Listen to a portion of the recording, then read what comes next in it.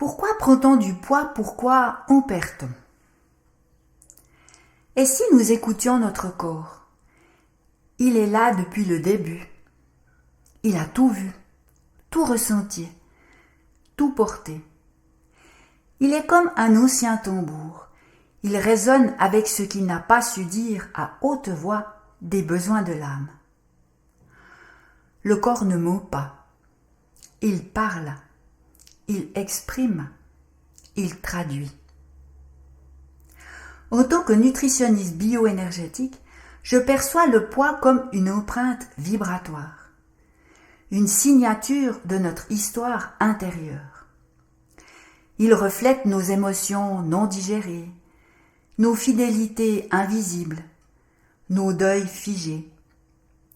Il incarne les nœuds de l'âme autant que les déséquilibres du corps. Notre poids est un langage. Il dit bien plus que ce que nous avalons, que ce que nous bougeons.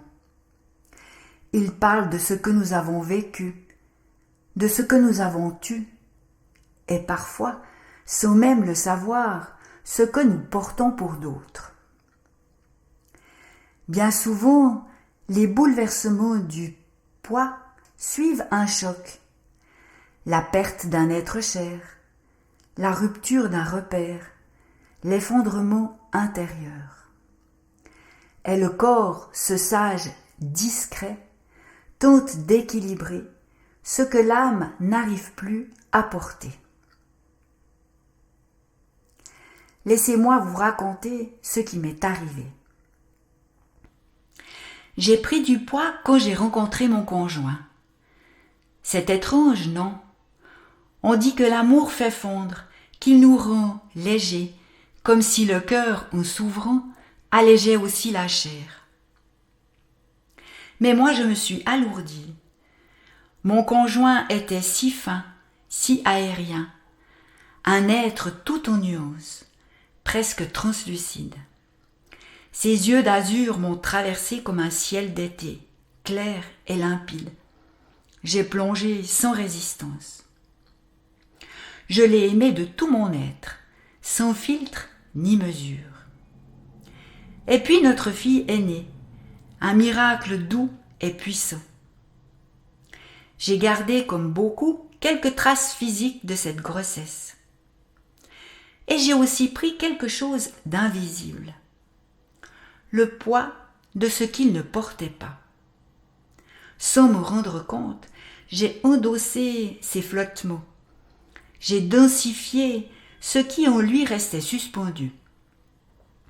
Par amour, par solidarité, je suis devenue le socle. J'ai maintenu la gravité. Mon corps a tenu pour deux.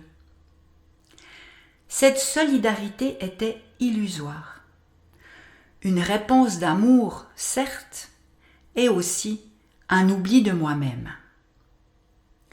Ainsi, lorsque la vie nous secoue, le corps, toujours fidèle messager, s'ajuste. Il réagit aux vibrations que nous émettons selon notre état interne. C'est la qualité de notre présence à nous-mêmes à l'instant où l'événement nous traverse qui détermine notre manière d'y répondre. Et bien souvent, c'est le murmure d'un ego blessé qui nous empêche d'écouter notre âme. Peut-être serait-il temps de cesser de nous battre contre notre poids et d'en faire un symbole, un allié loyal dont la maladresse n'altère ni le cœur ni l'engagement.